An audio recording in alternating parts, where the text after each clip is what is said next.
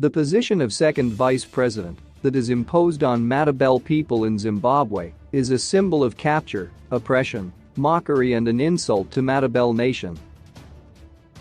The children of the stars and the sons and daughters of warriors like His Majesty King Mliswa Machabane who never tasted defeat, and King Lebengula who refused to be captured by the white invaders, must reject this humiliating position with contempt it deserves. We must shun Zimbabwe, which treats us like second-class citizens and slaves to be butchered wantonly, and embrace the Republic of Ndebele.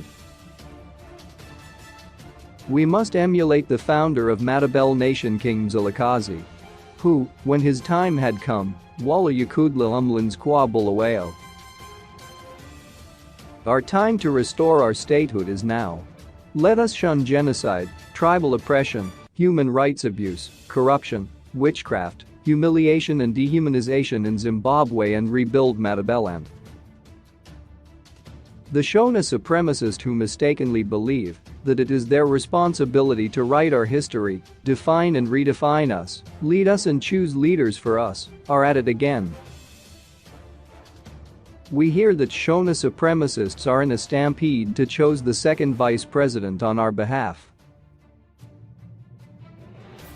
Mnangagwa's choice for a good puppet who will make a good VP to represent Ndebele in the office of the president is Mliswa. Not to be outdone, Kembo Mliswa, Member of Parliament for Norton's choice for the second VP is Zimbabwe National Armed Forces Commander, General Valerio Sibanda. First Vice President, Constantino Chiwenga has his own choice too. It is none other than Albert Mpofu. What does a Member of Parliament for Norton constituency, which is in the heart of Mashonaland, has to do with choosing second vice president on behalf of the people of Ndebele? The only good thing about Shona people is that, when they do not like you, they tell you the truth.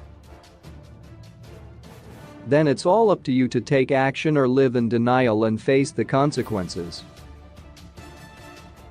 Hence most Ndebele people are suffering tribal oppression in Zimbabwe because they want to live in denial. In the 1980s, former information minister, the late Nathan Chamuyirira went public and declared that Ndebele are unwanted extras in Zimbabwe. During Ndebele genocide, Emmerson Mnangagwa, who is the current president of Zimbabwe, said Ndebele were cockroaches that needed to be annihilated with pesticide. 2 years back, Deputy Minister of Information Energy Mutoti said Ndebele were foreigners from South Africa. It is crystal clear that Ndebele are not wanted in Zimbabwe. Anyone who thinks otherwise needs the help of a competent doctor. Now, take note of the following.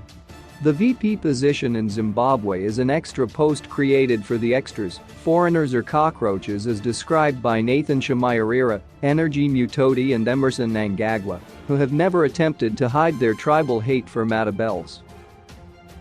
The second VP position, is a dummy meant to hoodwink Ndebele in the world that there is unity in Zimbabwe, yet there is none. Anyone who occupies it has no say in the day-to-day running of political business in Zimbabwe. That is why former second VP Kembo Mohadi ended up entertaining young women in his office, because there is nothing to do there.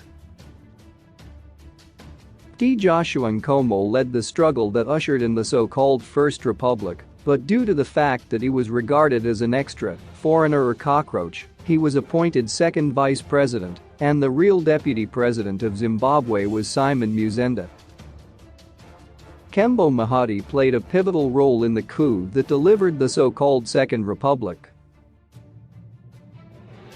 But due to the fact that he was regarded as an extra, foreigner or cockroach, he was made second vice president of Zimbabwe. The real deputy president of Zimbabwe being Constantino Chiwenga. When it comes to important national matters, the president of Zimbabwe, Emmerson Mnangagwa, and his deputy, Constantino Chiwenga, meet at any venue of their choice anywhere in the country and discuss sidelining the second VP.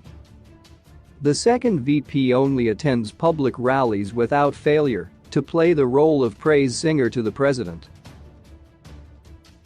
Should the president of Zimbabwe die in office or be incapacitated, the first vice president must take over power. The reason why the first vice president of Zimbabwe is always a Shona and he or she is speedily replaced in case of death or resignation. The second VP position is meaningless, useless, and only meant to mock Madabels. That is why they take time to replace a sacked or resigned second vice president.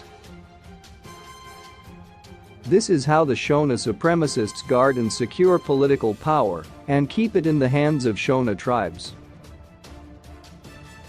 Madabels must be shut out at all costs. We are happy that Madabels are not as gullible as Shona supremacists think. Oppressive Shona supremacists, their supporters and enablers would have realized that when Zimbabwe's second vice president, Kembo Mohadi, was unceremoniously fired from his position, no single person in Matabeland shedded a single tear. They should note as well that it is a full year now after the incident. No single Matabel within ZANUPF and without the ruling party has demanded his replacement. They understand and know that the position is a symbol of capture, oppression, and mockery, and an insult to Matabels. However, the people of Matabeland must learn that tribal oppression of Matabels in Zimbabwe will not end through supporting ZANUPF and its copycat, CCC, with the hope that Shona supremacists will feel pity for them and accept them as Zimbabweans. No oppressor in the world, black or white, has ever voluntarily given freedom to the oppressed. The oppressed must fight for it. Fellow Matabels, there is no shortcut to freedom. The road to freedom should be wet with the blood of the enemy and our own.